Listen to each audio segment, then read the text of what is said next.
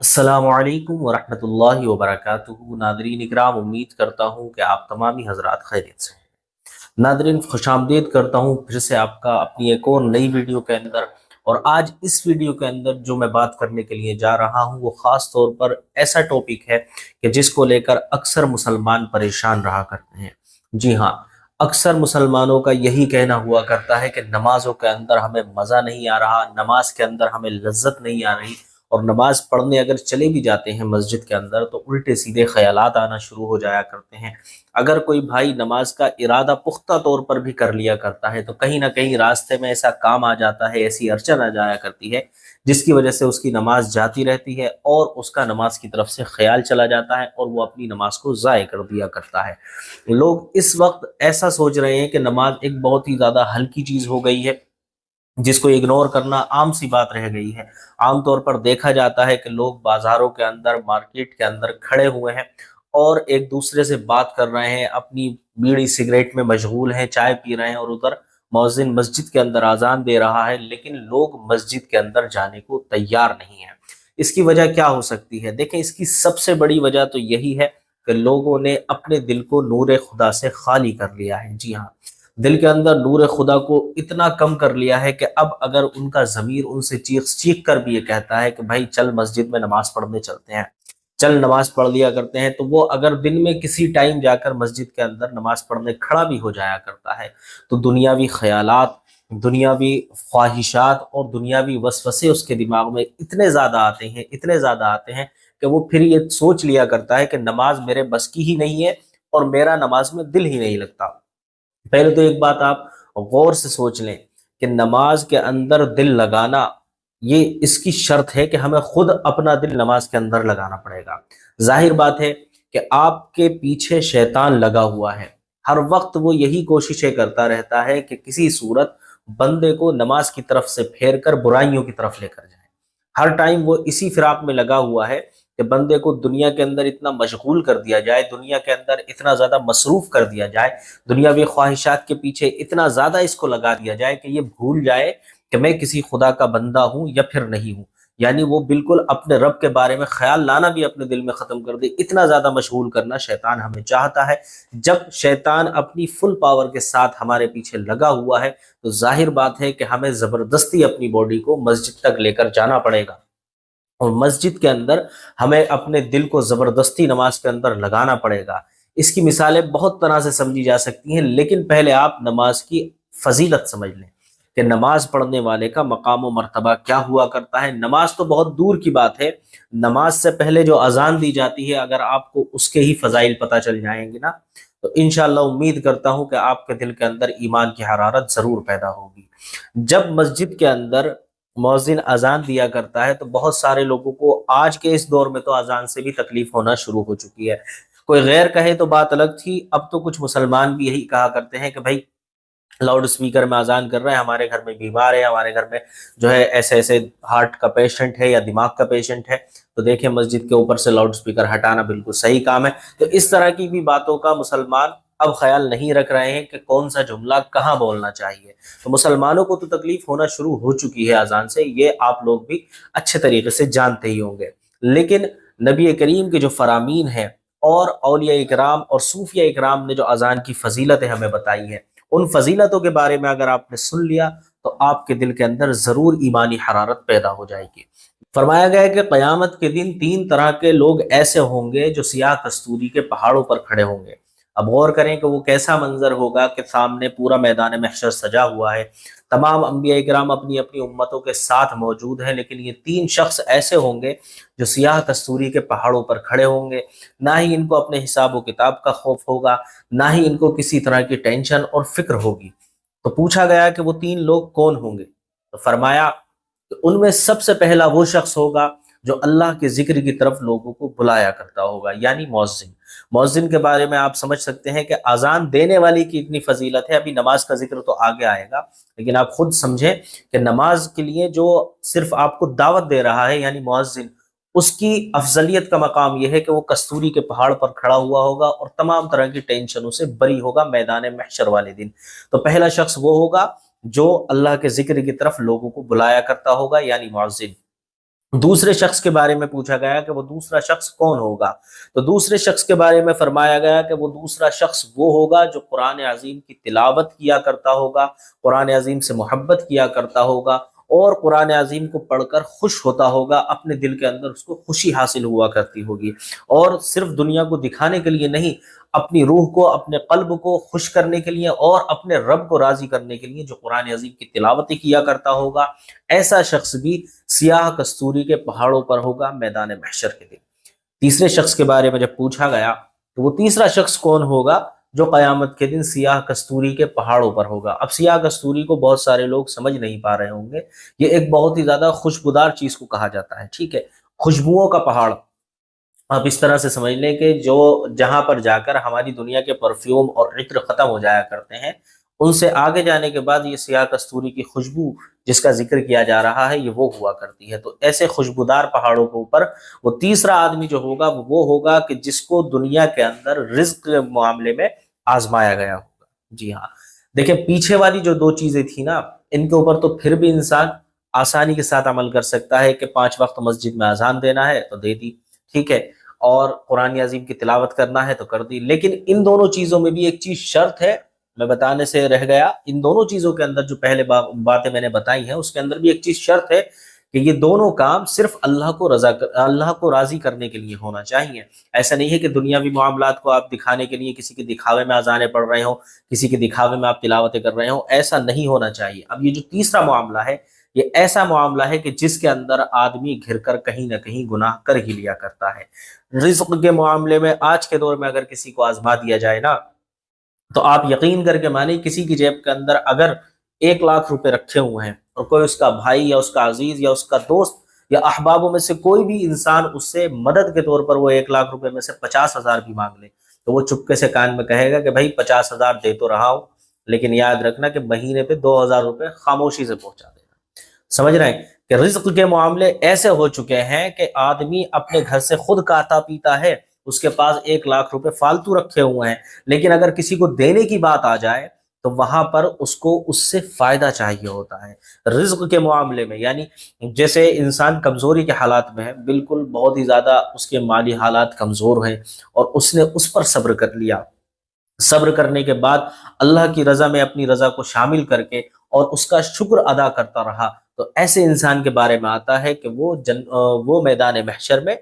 सियाह कस्तूरी के पहाड़ों के ऊपर खड़ा हुआ होगा। और जहां रही दूसरे वालों की बात कि अगर किसी ने 50,000 मांग लिए या 1 लाख मांग लिए तो उनके मामला तो अजीब व गरीब होंगे, उनको मैं फिर कभी और डिस्कस करूंगा। लेकिन आज जो मेरा एक बताने का आपको यहाँ पर मतलब है, सिर्फ वो ये मतलब है कि नमाज के अंदर दिल किस तरह से लगाया जाए और नमाज के अंदर क्या क्या फजाइल हैं जिनसे हम वाकिफ नहीं है, और नावाकिफ होने की ही वजह है कि हम लोग नमाजों से दूर होते चले जा रहे हैं। देखिए पहले मैंने आपको बताया कि नमाज कोई हल्की चीज नहीं है, बिल्कुल आपके पीछे शैतान लगा हुआ है कि हर टाइम वो आपको नमाज के करीब जाने से रोकता रहेगा। लेकिन हमें ना ही शैतान की सुनना है, ना ही किसी दुनियादार की सुनना है, ना ही अपने रिश्तेदारों की सुनना है, ना ही दोस्तों अहबाब की सुनना है, ना ही अपने औलाद की, ना ही अपने माँ बाप की। इस मामले में हमें किसी की नहीं सुनना है, सिर्फ हमें सुनना है तो कुरान अजीम का वो फरमान कि इन्ना सलाता कानत अलल मुमिनीना किताबम मौकूता,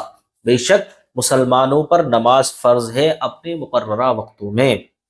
मुकर्ररा वक्तों में जब तक आदमी नमाज नहीं पढ़ेगा तब तक वो कामयाब हो ही नहीं सकता। नबी करीम सल्लल्लाहु ताला अलैहि वसल्लम से किसी सहाबी ने पूछा कि या रसूल अल्लाह, अल्लाह रब्बुल इज्जत के नज़दीक सबसे ज़्यादा पसंदीदा काम कौन सा है? तो नबी करीम सल्लल्लाहु ताला अलैहि वसल्लम ने इरशाद फरमाया कि सबसे पसंदीदा काम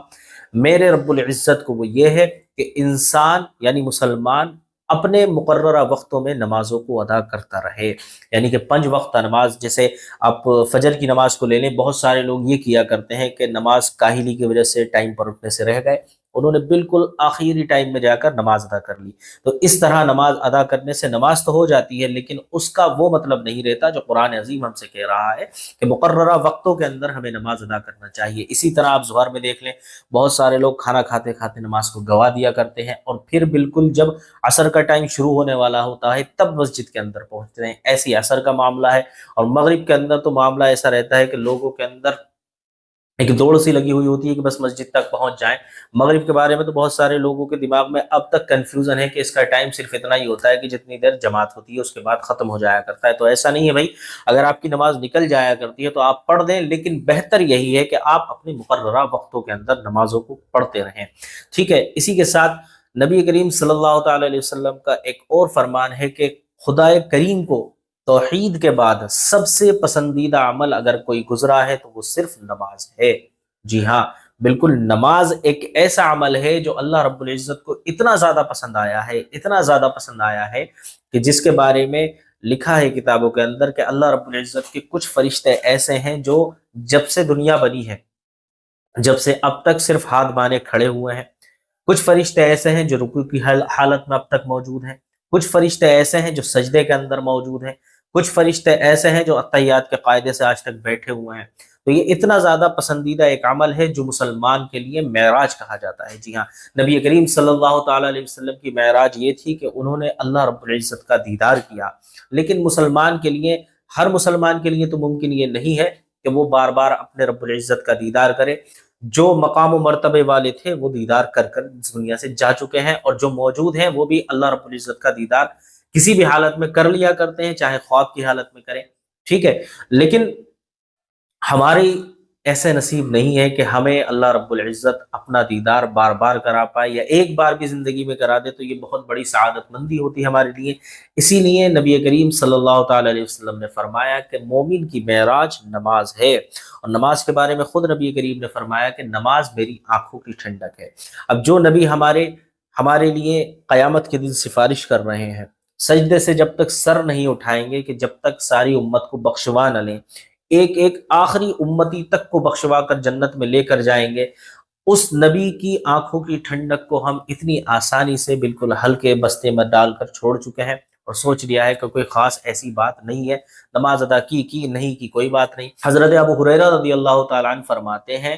کہ جب انسان مسجد میں جانے کا ارادہ کر لیا کرتا ہے، یعنی اس نے گھر سے وضو کیا اور وضو کر کے صرف نماز کے ارادے سے اپنے گھر سے نکلنا شروع کر دیتا ہے اور مسجد کی جانب قدم بڑھاتا ہوا چلنا شروع کر دیتا ہے، تو فرماتے ہیں کہ ہر قدم کے بدلے اس کو ایک نیکی مل جایا کرتی ہے، اور اسی طرح جب وہ اگلا قدم رکھتا ہے تو ایک برائی اس کے کھاتے میں سے مٹا دی جاتی ہے۔ غور و فکر کرنے کا مقام ہے کہ ایک قدم چل رہے ہیں تو ایک نیکی مل رہی ہے، اور اگلا قدم چل رہے ہیں تو پچھلی جو ایک برائی تھی وہ ختم ہوتی چلی جا رہی ہے۔ تو حضرت ابو ہریرہ فرماتے ہیں اس میں سب سے زیادہ ثواب اس کو ملا کرتا ہے کہ جس کا گھر مسجد سے زیادہ دور ہو۔ تو پوچھنے والوں نے پوچھا کہ حضرت ایسا کیوں؟ انہوں نے فرمایا کہ جس کا گھر جتنا زیادہ مسجد سے دور ہوگا اس کو اتنا ہی ثواب مسجد میں آنے کا ملے گا۔ غور و فکر کرنے کا مقام ہے کہ مسجد تک جانے کے لیے صرف آپ کا راستہ، یعنی کہ جو صرف آپ کا راستہ ہے مسجد کو آپ سے جوڑ رہا ہے، آپ کے گھر سے جوڑ رہا ہے، اس راستے پہ اللہ رب العزت نے آپ کے لیے اتنے بڑے انعامات رکھے ہیں کہ قیامت کے دن آدمی ایک ایک نیکی کو ترس رہا ہوگا، تڑپ رہا ہوگا، رو رہا ہوگا اپنے ایک گناہ کو لے کر، ایک نیکی کو لے کر کہ ایک نیکی میرے کھاتے میں آ جائے تو میں جنت چلا جاؤں گا۔ کچھ لوگ یہ کہہ رہے ہوں گے کہ ہمارا ایک گناہ کوئی لے لے تو ہم جنت میں چلے جائیں گے۔ تو ایسے موقع پر اللہ رب العزت نے کیا انعام کیا ہے اس قوم مسلم کے اوپر کہ اس نے مسجد تک جانے والے راستے کو بھی ہمارے لیے راہ نجات بنا دیا ہے کہ ہم صرف ایک قدم بڑھاتے ہیں تو ایک نیکی مل جاتی ہے، اور اگلا قدم بڑھاتے ہیں تو ایک برائی ہمارے کھاتے سے میٹ دی جاتی ہے۔ اسی طرح جب قیامت کے بارے میں ذکر کیا گیا کہ قیامت کے اندر سب سے پہلے کس چیز کا سوال کیا جائے گا، تو فرمایا گیا کہ قیامت کے دن سب سے پہلے نماز کا سوال کیا جائے گا۔ اگر بندے کی نمازیں پوری ہیں تو اس کے آگے کے کام جو ہوں گے وہ بھی ٹھیک ٹھاک رہیں گے، اس کا اعمال نامہ، اس کے سارے اعمال جو ہوں گے وہ بھی ٹھیک ٹھاک رہیں گے، اس کا جو ہے نیکیوں کا پلڑا بھی بھاری رہے گا۔ اور اگر اس دن کسی انسان کی نمازیں ہی پوری نہ ہوئی تو اللہ رب العزت اس کی طرف دیکھنا بھی پسند نہیں فرمائے گا۔ جی ہاں، کتنا خطرناک مقام ہو جاتا ہے کہ اللہ رب العزت جس کے ہیبت و جلال سے دنیا کے اندر اگر ذکر کر دیا جائے صرف اللہ رب العزت کے غصے کو، جلال کو، تو لوگوں کی آنکھوں سے آنسو جاری ہو جاتے ہیں، دل سے لرزہ طاری ہو جاتا ہے۔ قبر کا بیان اگر کر دیا جائے، عذاب قبر کا، تو وہاں کا بیان سننے کے بعد انسان کا دل لرز جایا کرتا ہے۔ ایسے موقع پر جب اللہ رب العزت کے سامنے ہم کھڑے ہوں گے اور اللہ نہ کرے کہ اس پروردگار نے اسی طرح منہ پھیر لیا تو بتائیں ہم کس کے دروازے پر جائیں گے؟ تو فرمایا گیا ہے کہ جس انسان کی نمازیں پوری نہیں ہوں گی تو اس سے زیادہ سوال بھی نہیں کیے جائیں گے، بس صرف اس کی نمازیں پوری نہیں ہے تو اب اس کے لیے دوسرے سوالوں کا راستہ ہی بند ہے، کیونکہ پہلے سوال پہ آدمی کا کام خراب ہو گیا تو اب اس سے آگے کیا سوال کیے جائیں گے؟ اسی طرح جس کی نمازیں پوری ہوں گی تو اس سے آگے بھی سوال کیے جائیں گے، اور حساب میں ان کے ہلکا پن کیا جائے گا، یعنی ہلکے ہلکے ان کا حساب لے کے جنت کی طرف راستہ دکھا دیا جائے گا۔ تو آپ خود سمجھدار ہیں، سمجھ سکتے ہیں کہ اتنی اتنی بڑی نعمتوں سے ہمیں دور کرنے کے لیے شیطان ہمارے پیچھے لگا ہوا ہے، اور شیطان کیوں ہمیں جنت میں داخل ہونے دے گا؟ ظاہر بات ہے، کیونکہ شیطان تو اللہ رب العزت سے وعدہ لے کر آیا ہے نا کہ میں ان میں سے زیادہ تر لوگوں کو، انہوں نے تو سارے لوگوں کو کہا تھا کہ میں ان میں سے کسی ایک کو بھی جنت کے اندر داخل ہونے نہیں دوں گا، لیکن اللہ رب العزت نے کیا فرمایا تھا کہ ان میں جو میرا بندہ ہوگا وہ صرف میرے ہی پاس آئے گا، میری ہی عبادت کرے گا، تیرے بہکاوے میں نہیں آئے گا۔ تو ہم لوگ کیا کیا کرتے ہیں؟ صرف شیطانی وسوسوں کے چکر میں، دنیا داری کے چکر میں، رشتہ داری نبھانے کے چکر میں، محلے داری، اپنی فیملی کے ساتھ ٹائم سپینڈ کرنے کے چکر میں اللہ رب العزت کو دینے والا ٹائم بھی انہی لوگوں میں کھپا دیا کرتے ہیں۔ اگر آپ غور و فکر کر کے دیکھیں تو کتنا کتنا ٹائم ایک نماز کے اندر 15 سے 20 منٹ لگ جایا کرتے ہیں، زیادہ سے زیادہ، ٹھیک ہے بہت۔ اگر آپ نے اچھے طریقے سے نماز پڑھی تو سارے دن کے اندر آپ 1.5 2 گھنٹے میں ساری نمازیں کمپلیٹ کر لیتے ہیں، لیکن اس کے باوجود بھی ہم مسجدوں سے کتنا زیادہ دور ہوتے چلے جا رہے ہیں۔ نماز کے بارے میں ایک اور حکایت میری نظر سے گزری تھی، میں بتاتا چلوں جب بات ضمن میں آ رہی ہے تو۔ نمازی کے بارے میں آتا ہے کہ جب کوئی انسان چٹیل میدان، یعنی کسی کے سامنے بالکل میدان ہو، آپ نے دیکھا ہوگا اکثر کہ کچھ لوگ کھیتوں کے اندر، اپنے باغات کے اندر، یا پھر ایسی جگہوں پر راستوں میں، یا پھر کسی میدان کے اندر اکثر لوگ تیمم کیا کرتے ہیں۔ تیمم کرنے کے بعد جہاں پانی میسر نہیں ہوتا وہاں تیمم کر لیا کرتے ہیں، تیمم کرنے کے بعد وہ نماز ادا کرتے ہیں۔ نماز ادا جب وہ کرتے ہیں تو ایسے لوگوں کے بارے میں آتا ہے کہ ان کے سیدھی سائڈ ایک فرشتہ اور الٹی سائڈ، یعنی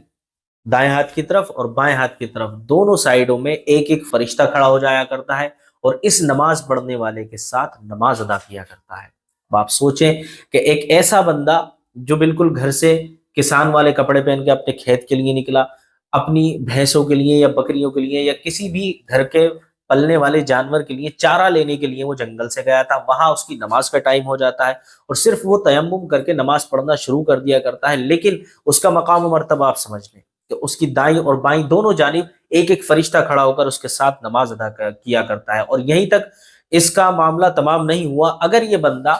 نماز سے پہلے اذان دے اور اقامت کے ساتھ، جیسے مسجد میں ہوا کرتا ہے، پہلے اس نے اذان دی، اذان دینے کے بعد اس نے اقامت کہی، اور اقامت کہنے کے بعد یہ بندہ خود اکیلے کھڑے ہو کے نماز پڑھنا شروع کرتا ہے اللہ اکبر کہہ کے،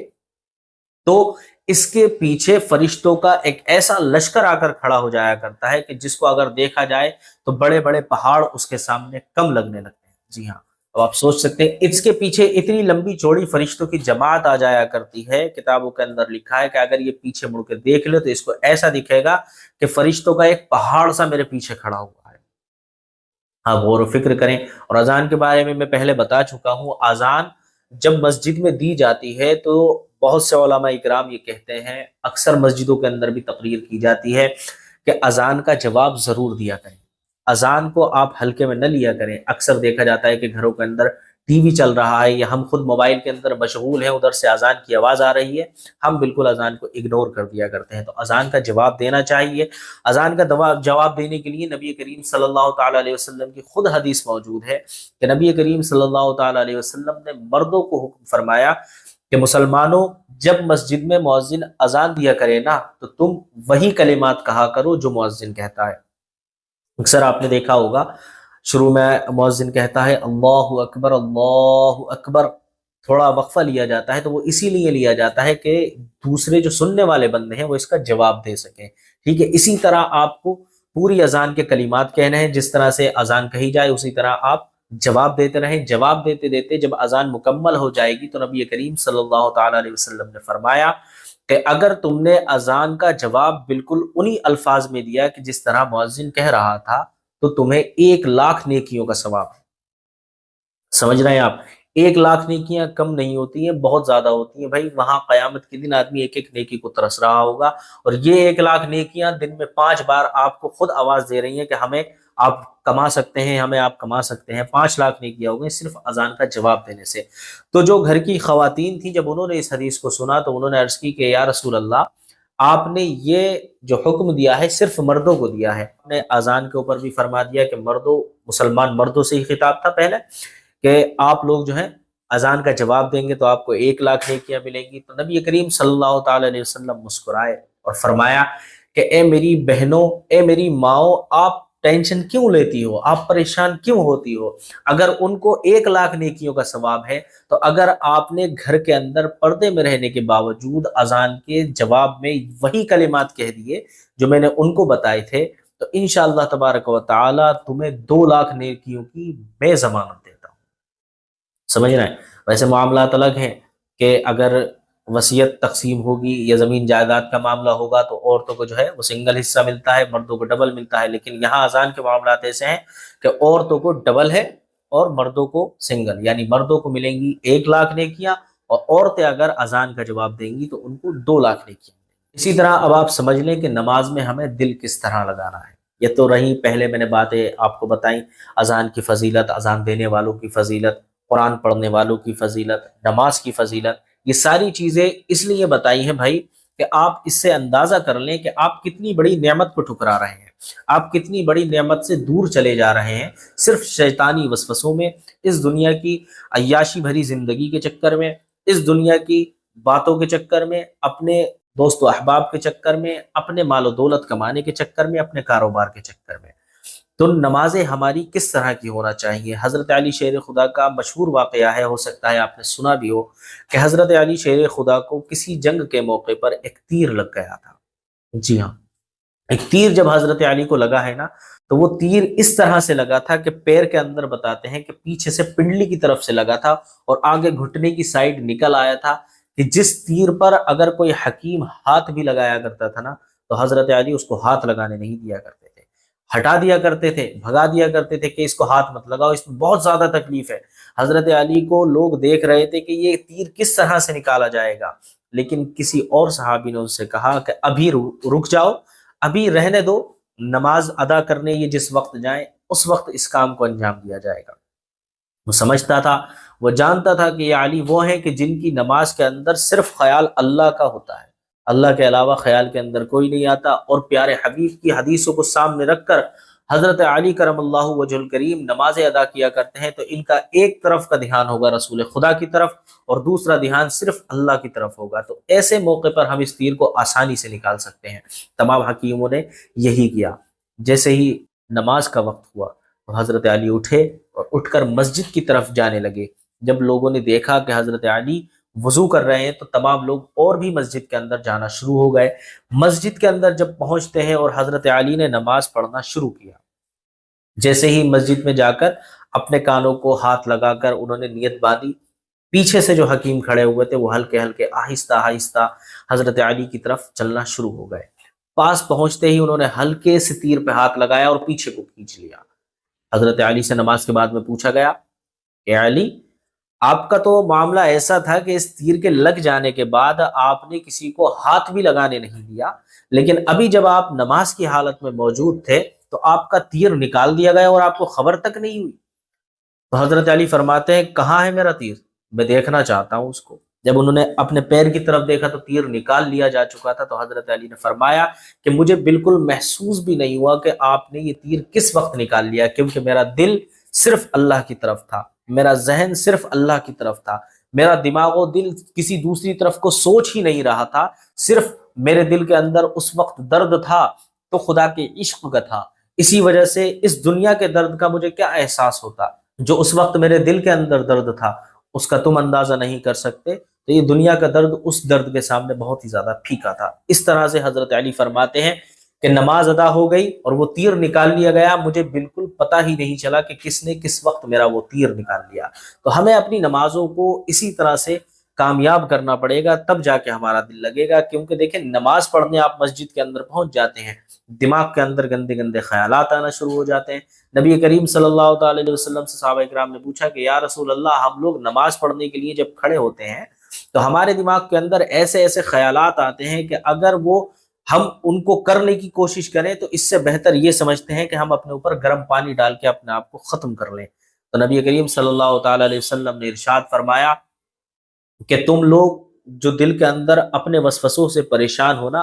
वो शैतान है जो तुम्हारे ऊपर हमला किया करता है। और जो तुम लोगों का ईमानी जज्बा ये कहा करता है कि हम ऐसा काम करने से बेहतर ये समझते हैं कि अपने ऊपर गर्म पानी डालकर अपने आप को खत्म कर लें, ये तुम्हारे ईमानदार होने की अलामत है। और जाहिर बात है कि चोर भी चोरी वही करता है जहां पर उसको माल ज्यादा दिखता है। आप देखें कि दूसरे लोग भी तो इबादतें कर रहे हैं मुसलमानों के अलावा, कभी भी कोई ये नहीं कहता आकर के भाई हमारे जो है दिल के अंदर शैतान ने वसवसा डाल दिया। और हजरत अली के पास में एक शख्स आया भी था, उसने आने के बाद कहा, ए अली, आप तो ये कहते हैं कि आपके मुसलमान जो है कि नमाज के अंदर जहन लगाते हैं, उनका जहन भटकता है, नमाज की तरफ को जहन लगाते हैं और उनके जहन के अंदर दुनिया के ख्याल आना शुरू हो जाते हैं, नमाज की तरफ जहन लगाते हैं, कारोबार की तरफ उन्हें ख्याल आना शुरू हो जाते हैं।